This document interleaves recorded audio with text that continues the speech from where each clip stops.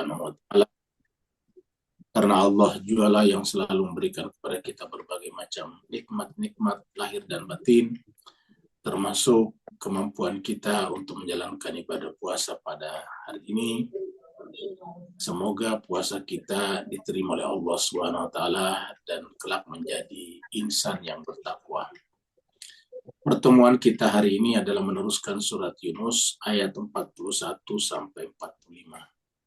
41 sampai 45. Mari kita masuk ke screen untuk membaca bersama-sama, lalu kita mentadaburi juga bersama-sama ayat tersebut.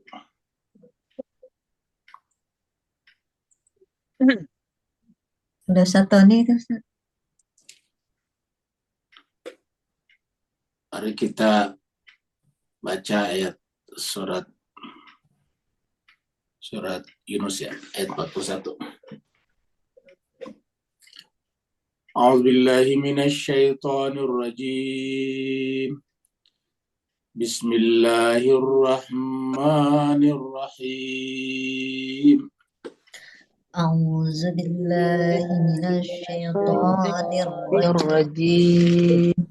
Bismillahirrahmanirrahim.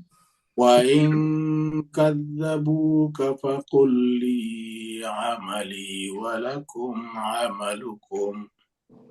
Wa in kazzabuka faqul li amali wa lakum amalukum.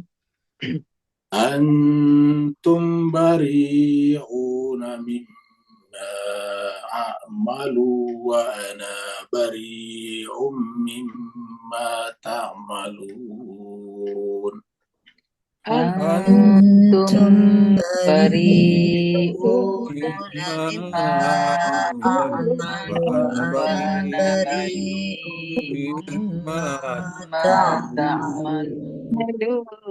Wa minhum man yastami'una ilayka afa anta tusmi'us summa walau kanu la yaqilun.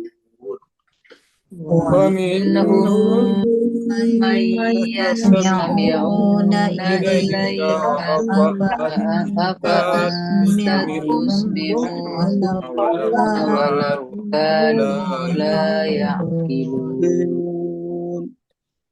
Wa minhum man yanzuru ilayka fa anta tahdil umya.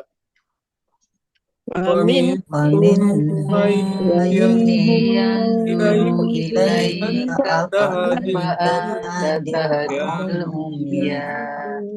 Walau kanu la yubsirun. Walau kanu la yubsirun. Inna Allah la yazlimu nasa syai'an walakinna nasa anfusahum yazlimun.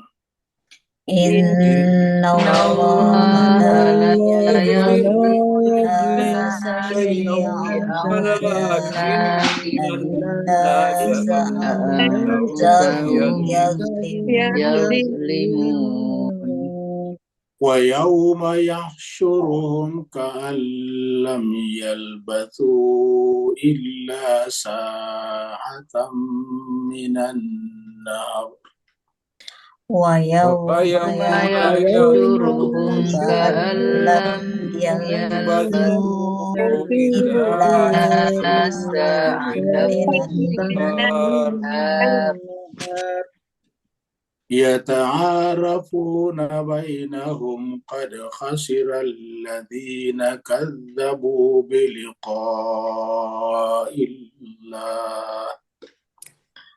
Yata'arafuna bainahum qad khasira alladhina kadzabu biliqa'illah.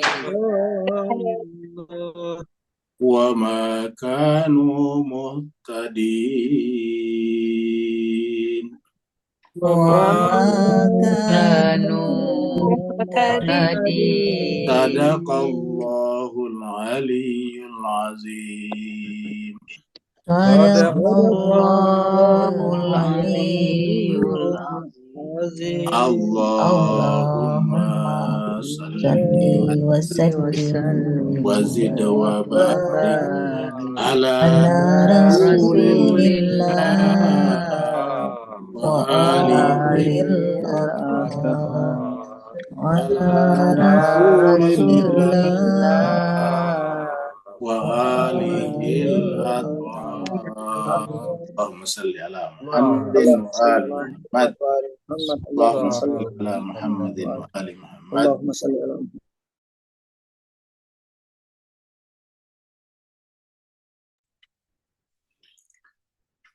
Jemaah sekalian, terima kasih banyak telah ikut membaca ayat-ayat suci Al-Quran. Semoga bacaan kita tadi mengundang perhatian dari Allah dan para penghuni alam malakut, sehingga Allah SWT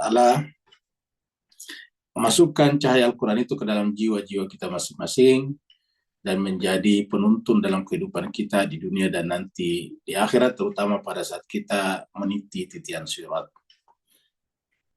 Kita teruskan surat Yunus. Surat Yunus ini adalah surat yang ke-10. Yunus yang kita bicarakan di sini adalah Nabi Yunus alaihissalatu wassalam. Surat ini turun di Mekah, maka disebutlah dengan surat Makkiyah. Jumlah ayatnya ada 109 ayat. Tadi kita sudah baca sampai 41 sampai 45. Terakhir kita sudah membaca sampai 40 tadi pagi.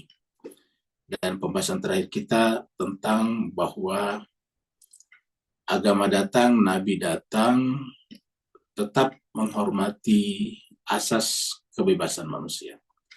Sehingga ada yang beriman, ada yang tidak beriman. Dan oleh nabi tidak dipermasalahkan. Nanti pada ayat-ayat berikutnya, kita lihat bagaimana indahnya Islam menempatkan perbedaan itu.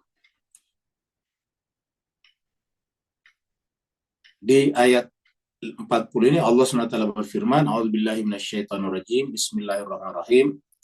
Wa minhum man yu'minu bihi. Di antara manusia, di antara mereka yang mendengarkan Al-Quran atau yang bersentuhan langsung dengan Nabi, ada yang beriman kepadanya bisa diartikan kepada Nabi, bisa juga kepada Al-Quran. Karena ingat, Al-Quran adalah yang kita sebut Al-Quran sekarang adalah sebetulnya Nabi. Nabi juga adalah Al-Quran yang hidup. Antara Nabi dan Al-Quran adalah dua hal yang tidak bisa dipisahkan. Tidak ada Al-Quran kalau tidak ada Nabi. Ya, kenapa? Karena Al-Quran ini diturunkan pada diri Nabi. Bukan diberikan dalam bentuk buku yang tertulis. Sehingga antara Al-Quran dengan Nabi tak bisa dipisahkan. Maka di antara mereka ada yang mengimani Al-Quran, dan berarti bahwa mengimani Nabi. Wa minhum, dan di antara mereka ada yang tidak mengimaninya. Jadi dua hal yang berbeda. Jadi pada saat Nabi, dan ingat kita sampaikan Nabi itu tidak punya cacat. Dari kecil tidak pernah punya cacat. Tutur katanya sangat lembut, indah. Akhlaknya kita sebut di Al-Quran dipujikan sebagai wa innaka la'ala khuluqin azim, atau disebut dengan akhlakul karimah. Tetapi tetap saja ada yang menerimanya, mengimaninya, dan ada yang tidak mengimaninya. Kalau Nabi saja melakukan itu, ada yang menolaknya, apalagi kita-kita ini yang menyampaikan adalah orang yang tidak suci, orang yang tidak maksum. Jadi sangat wajar saja. Oleh sebab itulah yang harus kita lakukan adalah bahwa agama datang bukan untuk dipaksakan kepada setiap orang. Agama datang untuk disampaikan sebagai sebuah wacana mencari kebenaran. Tentang yang beriman, itu urusannya yang bersangkutan dengan Allah. Dia tidak beriman juga urusan yang bersangkutan dengan Allah Subhanahu wa Ta'ala. Toh pada akhirnya kita semuanya akan kembali kepadanya. Wa rabbuka a'lamu bil mufsidin. Allah yang paling tahu siapa yang melakukan kerusakan di muka bumi. Allah menjelaskan bahwa sumber daripada kerusakan itu adalah ketidakberimanan. Karena setelah tidak beriman di sini, muncul kata-kata wa rabbuka a'lamu bil mufsidin. Kita juga bisa melakukan kerusakan apabila sumber perbuatan dan tindakan kita tidak bersumber dari Al-Quran.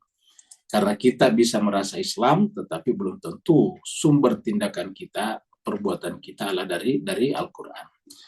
Kita masuk pada ayat baru yang kita baca tadi, ayat 41. Sebelum kita masuk, ini kita saksikan ada video bagus ya, background. Cobalah lihat jemaah sekalian, burung-burung ini kan ramai sekali ya, dan banyak yang lebih ramai lagi dari ini. Tetapi seramai-ramainya burung seperti ini terbang, tapi pernahkah Bapak Ibu menyaksikan burung bertabrakan satu sama lain? Padahal yang namanya terbang itu kan menggunakan sayap, ya sayapnya kan lebar tuh ya. Mereka bisa terbang seperti ini, seakan-akan tidak ada aturannya, tetapi kok bisa tidak bertabrakan. Nah inilah jemaah sekalian terbagi. Jadi kalau di kalangan burung saja bisa tidak terjadi tabrakan, ya padahal mereka tidak ada jalan seperti yang kita gunakan kalau kita naik motor atau naik mobil. Sebabnya apa? Sebabnya sederhana, karena mereka berjalan berdasarkan fitrahnya masing-masing. Kalau hewan ataukah burung disebut dengan instingnya masing-masing. Dia berjalan berdasarkan nalurinya, insting. Jadi memiliki insting kehewanan atau memiliki naluri sebagai hewan, maka dia berjalan dengan itu kita lihat tertata dengan baik.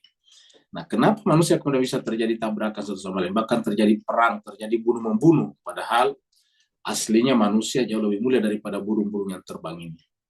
Sederhana sekali, karena mereka memperturutkan hawa nafsunya, sehingga terjadilah benturan antara satu kepentingan dengan kepentingan yang lain. Oleh sebab itulah puasa ini mengajarkan kita kembali kepada fitrah. Allah berfirman, wa in kadzabuka, kalau mereka mendustakan kaum Muhammad. Kata-kata mendustakan itu kan sudah melahirkan kepentingan di sana, subjektivitas. Ya. Wa in kadzabuka, kalau mereka mendustakan kamu, fakul, jawablah, katakanlah. Ya, li amali walakum amalukum, kan enak jemaah sekalian. Jadi kalau mereka mendustakan kamu, jawablah.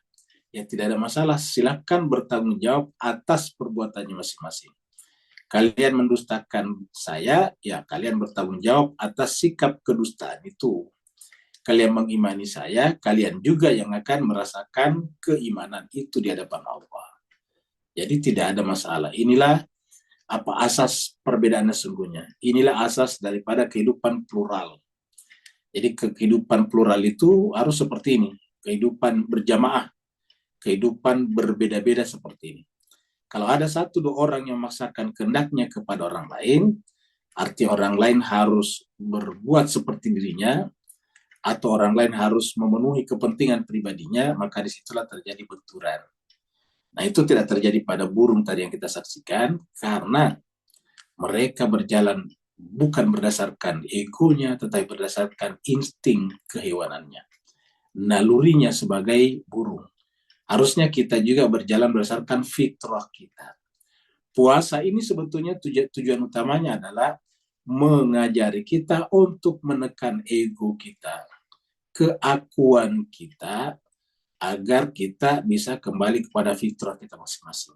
Kalau orang manusia berjalan berdasarkan fitrahnya, tidak akan terjadi benturan antara satu kelompok dengan kelompok lain, antara satu orang dengan orang lain, antara satu agama dengan agama lain, antara satu suku dengan suku lain, antara satu mazhab dengan mazhab lain, antara satu negara dengan negara lain. Tidak akan terjadi. Semua itu terjadi ketika kita memperturutkan ego kita masing-masing. Makanya kita pernah sampaikan dulu di sini bahwa manusia itu pada tingkat tertentu sebetulnya masalahnya di jiwanya, penyakit jiwa. Dan kita semuanya pada tingkat tertentu bisa mengidap atau terkena penyakit apa yang disebut dengan narcissistic personal disorder. Kita bisa mengalami seperti itu. Nah, sebabnya agama mengatakan kalau mereka tidak setuju dengan kamu, bukan hanya tidak setuju, bukan hanya tidak beriman, tapi kata bukan. Kalau tadi kan tidak beriman saja, ini bukan hanya sekedar tidak beriman, tetapi kata bukan, mendustakan. Kalau mendustakan kan berarti sudah ada unsur perlawanan. Wa in kadzabuka, kalau mereka mendustakan kamu Muhammad, fakul, jawabannya ialah li amali, bagi saya, tanggung jawab saya amal perbuatan saya, walakum amalukum, tanggung jawab kalian perbuatan kalian. Inilah yang harus kita gunakan jemaah sekalian. Kalau kita gunakan seperti ini, umat Islam juga secara khusus tidak perlu ribut dengan perbedaan. Termasuk perbedaan misalnya tanggal 1 Ramadan kemarin. Kenapa? Kita menjalankan sesuai dengan keyakinan kita masing-masing, baru kita mengatakan li amali walakum amalukum. Kan enak ini ceritanya di Mas. Ya. Tapi kalau muncul yang disebut dengan membangga-banggakan pendapat kelompok, menganggap caranya melihat itu adalah lebih lebih apa namanya, lebih bisa dipercaya daripada yang lain, ini kan sudah merendahkan yang lain namanya. Ya. Ini adalah cara melihat yang paling terpercaya. Nah, kan berarti menganggap yang lain itu tidak terpercaya. Nah, itu kan lagi-lagi menunjukkan subjektivitas. Oleh sebab itu, cara yang paling benar adalah li amali walakum amalukum. Inilah cara Al-Quran, inilah akhlakul karimah, inilah akhlaknya Al-Quran. Kalau semua kita berpikir seperti ini, jemaah sekalian, bersikap seperti ini, maka dunia ini akan menjadi assalam. Ingat sebelumnya, wallahu yad'u ila darissalam. Baru beberapa ayat yang lalu kita bahas. Mungkin Bapak Ibu masih ingat, kembali, cek kembali.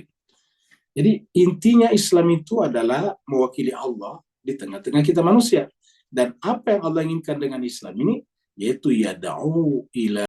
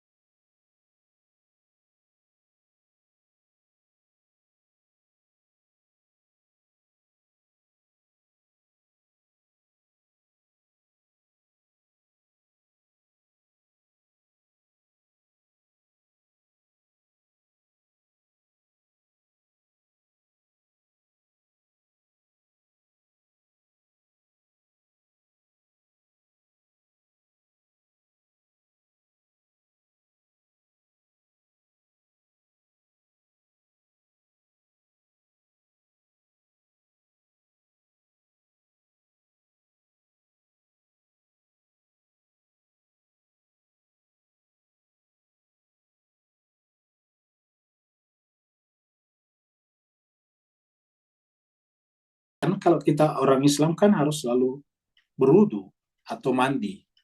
Kita ini punya dua kewajiban besar. Ada mandi besar, mandi junub. Ya. Kalau ibu-ibu habis menstruasi, itu mandi junub. Laki-laki habis bermimpi, dia harus mandi junub. Ya. Berhubungan suami istri, mandi junub. Kita mau sholat biasa saja, itu adalah wudu. Nah, jadi artinya tinta tato ini tidak boleh menutupi kulit, karena itu bagian yang harus kena wudu. Atau ke air pada saat kita mandi junub. Itu yang pertama. Jadi boleh saja kalau tatonya tidak menghalangi air. Yang kedua, tidak menyakiti badan. Ya, ini kan dipakai tinta, pakai jarum ditusuk-tusuk. Kalau misalnya di injeksi dokter, ya itu namanya perobatan, itu kan pengobatan. Kalau ini kan enggak, tidak dalam rangka menyembuhkan. Ya. Allah mengatakan begini, Inna Allah la yazlimun nasa syai'a. Allah tidak pernah menzalimi manusia sesedikit pun. Jadi artinya apa nih? Inna Allah, sungguhnya Allah, ini kan sesungguhnya Allah. La yazlimu, tidak pernah menzalimi. An-nasa, manusia, syai', sesedikit apapun. Jadi Allah saja tidak pernah menzalimi hambanya sesedikit apapun. Jadi pernyataan harus kita pegang. Jadi kalau kita ada kezaliman, itu dari diri kita manusia, entah orang lain kepada kita atau entah diri kita kepada diri kita. Tapi Allah sebagai Tuhan kita, sebagai pencipta kita, Dia kasih sayangnya lebih daripada kasih sayang seluruh ibu kepada anaknya. Ingat, kasih sayang Allah kepada hambanya lebih daripada kasih sayang seluruh ibu, dikumpulkan seluruh ibu terhadap anak-anaknya. Jadi katakanlah sekarang penduduk dunia ada 8 miliar. Katakanlah 4 miliarnya perempuan, ibu-ibu.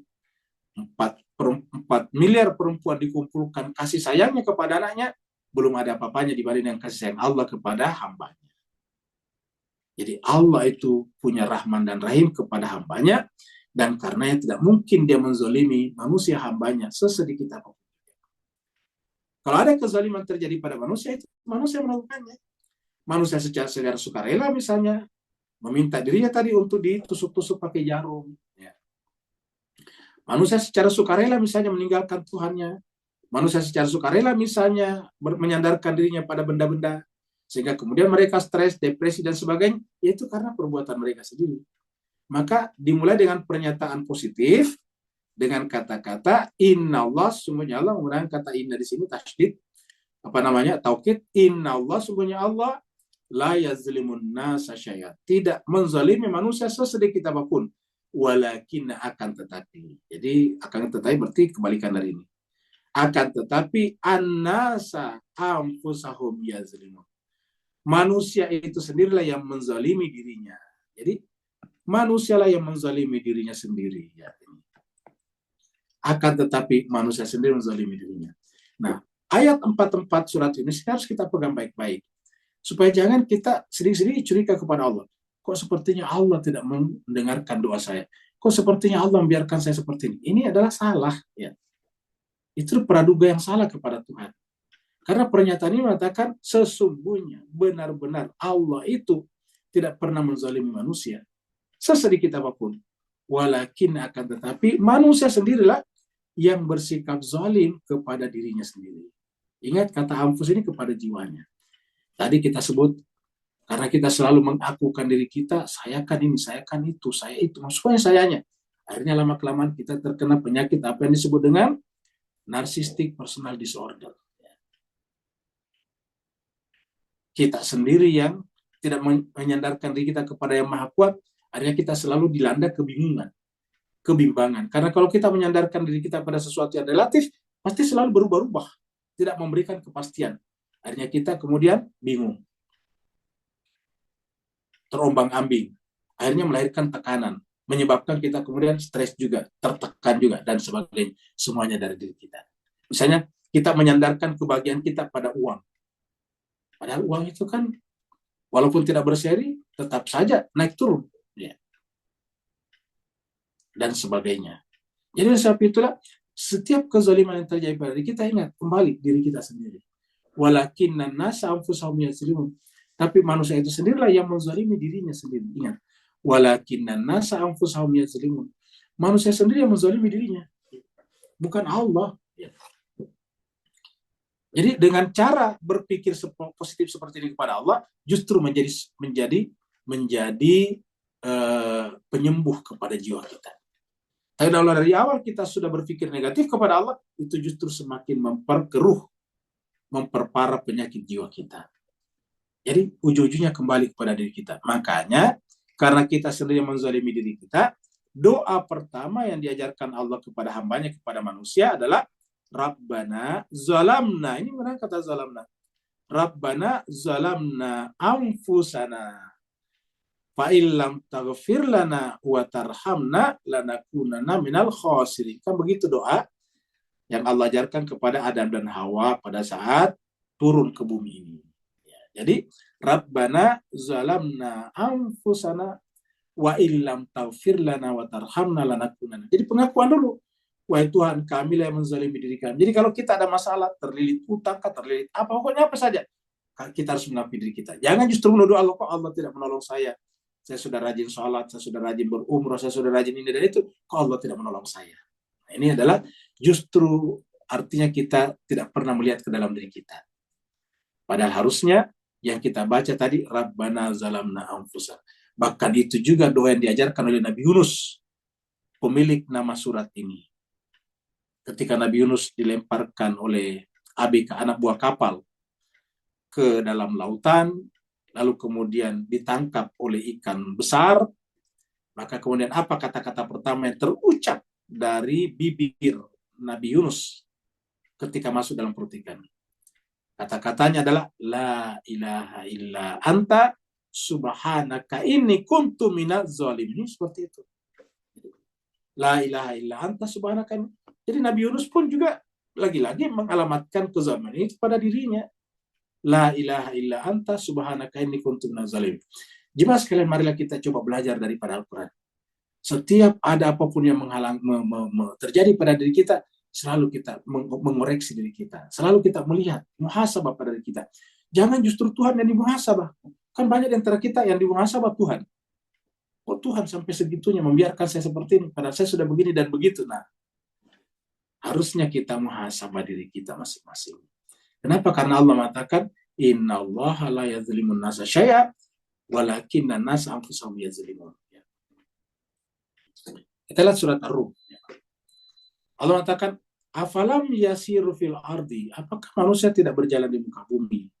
Fayanzuru, lalu memperhatikan, kaifa, bagaimana, kana akibatul ladzina min qablihim. Mereka bisa menyaksikan bekas-bekas peninggalan orang-orang terdahulu.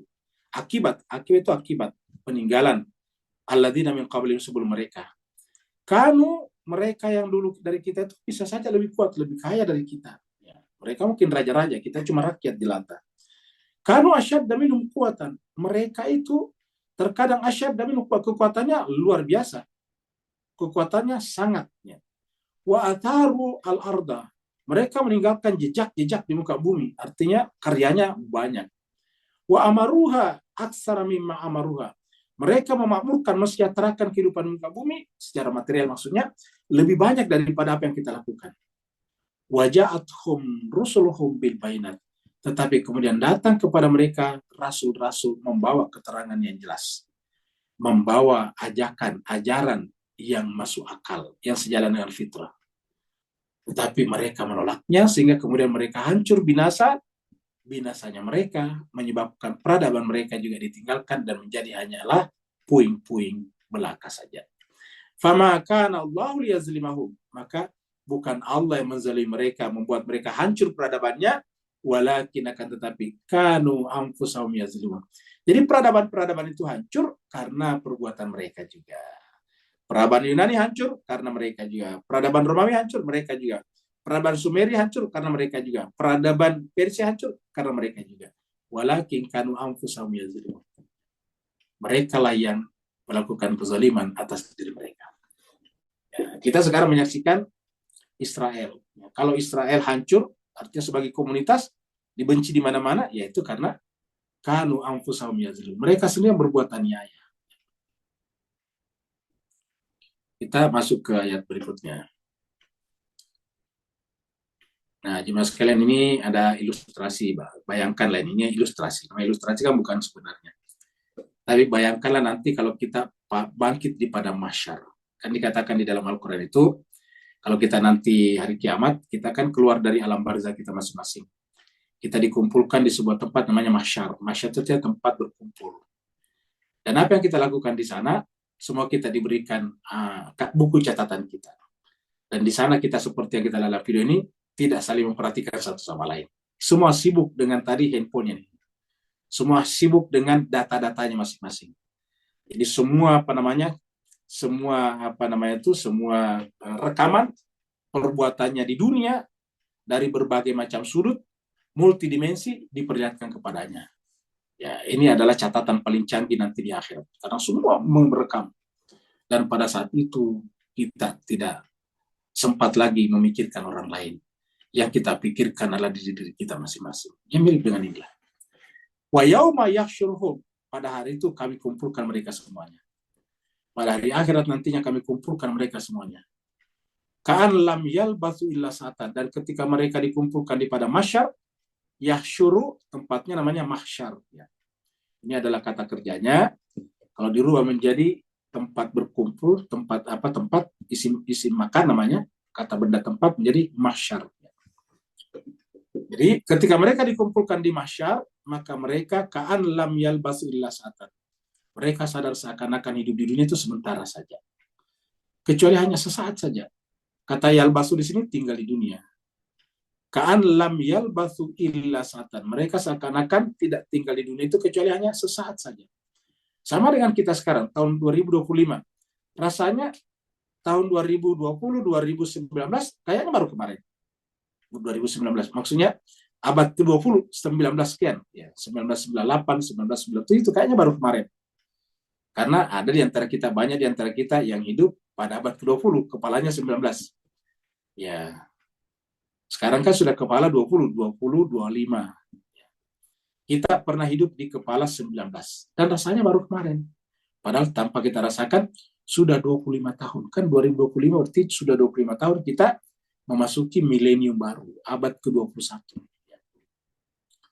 Apalagi kalau kita sudah meninggal dunia, maka kita tidak merasakan kehidupan dunia kecuali sesaat saja. Sesaat di mana? Min naharin, sesaat di siang hari saja. Dan mereka di sana yata'arafuna bainahum, saling mengenal, tetapi tidak bisa saling membantu tadi kita lihat. Yata'arafuna bainahum, mereka saling mengenal di sana. Tetapi nafsi dalam ayat ini dikatakan wattaqu yauman la tajzi nafsun an nafsin. Jadi bukan mereka tidak saling mengenal, tetapi la tajzi nafsun an nafsin. Satu orang tidak bisa membantu orang yang lain. Qad khasira alladziina kadzdzabu biliqa'illah. Maka sungguh merugilah orang-orang yang mendustakan. Sungguh merugilah. Mendustakan. Kenapa mendustakan? Karena tadi mendustakan nabinya, ingat di atas tadi. Kadzabuka, mereka mendustakan kaum Muhammad. Ya, kalau kata Haris tadi, kudzibu, selalu didustakan. Qad khasira alladziina kadzdzabu. Sungguh merugilah orang-orang yang kadzdzabu, mendustakan. Biliqa'illah, perjumpaan dengan Allah. Ya. Jadi kalau ada orang yang mendustakan perjumpaan dengan Allah, ya nggak apa-apa. Lana amaluna walakum amalukum. Tapi Allah mengatakan, sungguh pada saat itu yaumaizin, merugilah orang-orang yang mendustakan perjumpaan dengan Allah. Wa makanu muhtadin, dan mereka tidak dapat petunjuk. Jadi kenapa orang tidak dapat petunjuk? Bermula dari sini. Menolak perjumpaan dengan Allah. Menolak perjumpaan dengan Allah berarti menzalimi dirinya. Kenapa? Karena di dalam diri kita selalu ada kerinduan untuk mencapai kesempurnaan. Itulah menyebabkan semua orang berusaha menjadi yang terbaik. Kalau dia ilmuwan, berusaha menjadi ilmuwan terbaik. Kalau dia olahragawan, menjadi olahragawan terbaik. Kalau dia seniman, menjadi seniman terbaik. Kalau dia pedagang, menjadi pedagang yang terbaik. Semua orang menjadi terbaik.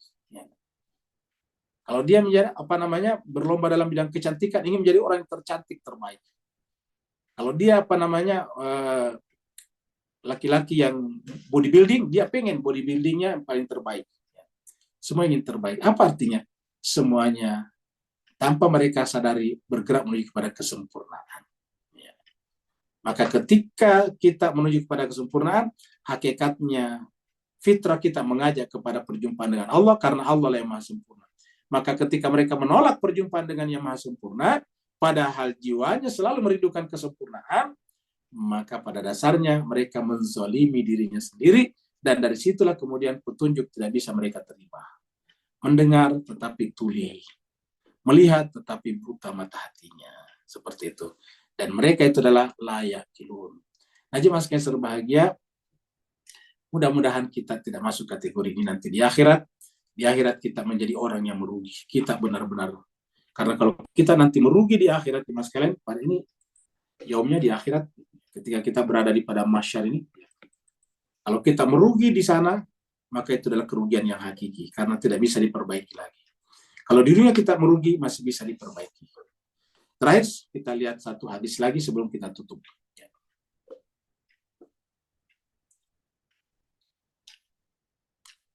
Ini adalah pemikul beban di padang mahsyar. Jadi ada namanya pemikul beban di padang mahsyar. Ini adalah dari Ya'la, ini sami'tu Ya'la ibn Murrah As-Saqafi. Jadi dari Ya'la bin Murrah As-Saqafi berkata, yaqul, sami'tu Rasulullah sallallahu alaihi wasallam yaqul, saya mendengarkan Rasulullah sallallahu alaihi wasallam bersabda. Apa kata Nabi? Man akhadha ardan bighairi haqqiha. Kita terjemahkan satu persatu. Man siapa atau barang siapa akhadha mengambil ardan, tanah, maksudnya tanah orang lain. Tanah bukan tanah yang digenggam ya, maksudnya tanah tempat kita membangun itu, bikin pertanian. Jadi ardan itu tanah seperti itu. Nanti kalau tanah yang kita pakai digenggam, itu namanya turab. Ini turab ya. Jadi di sini sebelum kita baca, lihat dulu cuma sekalian, ada dua di sini. Ada ardan dan ada turab. Ya, ini ada turab. Nah, sekarang kita baca. Nabi berkata, man akhadha ardan bighairi haqqiha, siapa yang mengambil tanah yang bukan haknya, termasuk laut ya, tanah itu termasuk laut karena di bawah tanah, di bawah air laut itu kan tanah. Siapa yang mengambil tanah yang bukan haknya, kan ada orang tuh suka menggeser-geser batas tanahnya, ya pagarnya digeser, ngambil lagi tanahnya orang, geser, ngambil lagi tanahnya. Itu ada seperti itu Pak Bos kalian. Padahal terkadang dia Islam. Apalagi sekarang laut pun juga di kapling-kapling. Nah, man akhadha ardan bighairi haqqiha, siapa yang mengambil tanah yang bukan haknya, kullifa an yahmila turabaha ilal mahsyar. Apa yang dilakukan? Kullifa, dia akan diwajibkan, dibebankan. Kullifa itu ingat mukallaf, diwajibkan. Diwajibkan, diharuskan untuk memikul an yahmila. Memikul apa? Turaba, tanah yang ada di dalam tanah itu. Jadi tanah fisiknya ke dalam wilayah tadi itu, area itu. Jadi tadi arda itu adalah tanah yang kita kasih pagar, sedangkan tanahnya yaitu yang kita bisa pegang, yaitu tanah turab. Jadi bayangkan kalau tanah selebar itu, seluas itu, misalnya katakanlah 200 meter persegi, sampai ke kedalaman sekian, disuruh pikul. Coba. Ini adalah hadis Imam Ahmad, nomor 16.900. Dan dia nanti akan memikulnya di padang mahsyar. Ila mahsyar. Dia akan dipaksa memikulnya di padang mahsyar. Jadi ada nanti orang bangkit di padang mahsyar membawa pikulan yang besar. Berat sekali. Kenapa? Tanahnya orang di dunia diambil. Man akhadha ardan bighairi haqqiha kullifa an yahmila turabaha ilal mahsyar. Dia diwajibkan, diharuskan untuk memikul tanah yang ada di dalam tanah ini di padang mahsyar. Tentu kita berlindung dari Allah dari hal seperti ini, jemaah sekalian. Mari kita sadari kalau memang ada sesedikit tanah orang lain kita ambil, marilah kita kembalikan. Kalau kita pernah menggeser pagar kita, marilah kita kembalikan pagar kita kepada aslinya semula, yang merupakan batas tanah asli kita. Jangan sampai kita menggeser pagar kita dan mengambil hak orang lain. Terima kasih banyak atas perhatian Bapak Ibu sekalian. Mohon maaf atas segala kekurangan, kalau benar dari Allah SWT dan Rasulnya. Kalau ada salah dan khilafnya adalah kekurangan dan kekhilafan Al-Fakir sendiri, mohon dimaafkan. Masih ada waktu barang 2 menit, yang mau bertanya dipersilakan. Waalaikumsalam warahmatullahi wabarakatuh. Silakan Pak Nur.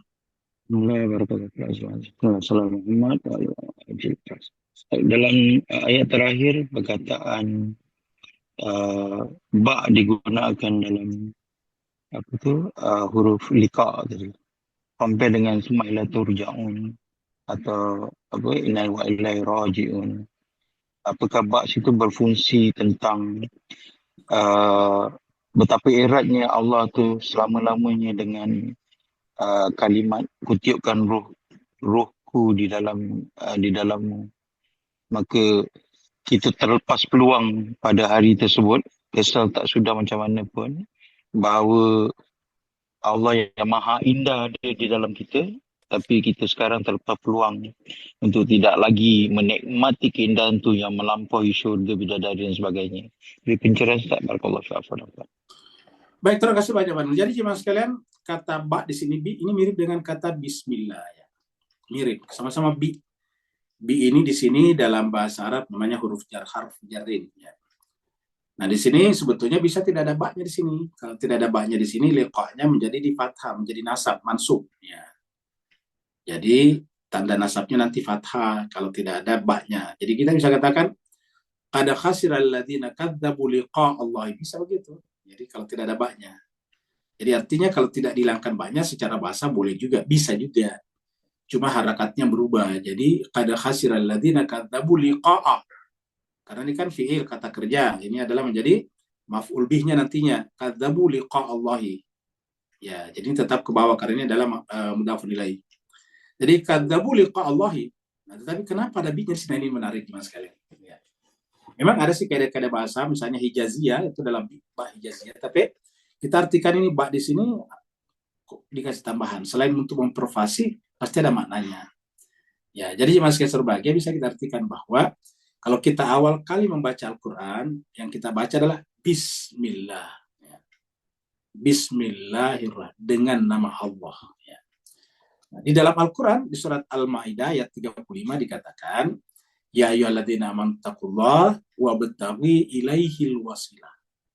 Jadi kalau kita ingin sampai kepada Allah harus ada wasilahnya. Nah, coba kita lihat sini. Kita lihat di sini gampang dibuka ini ya.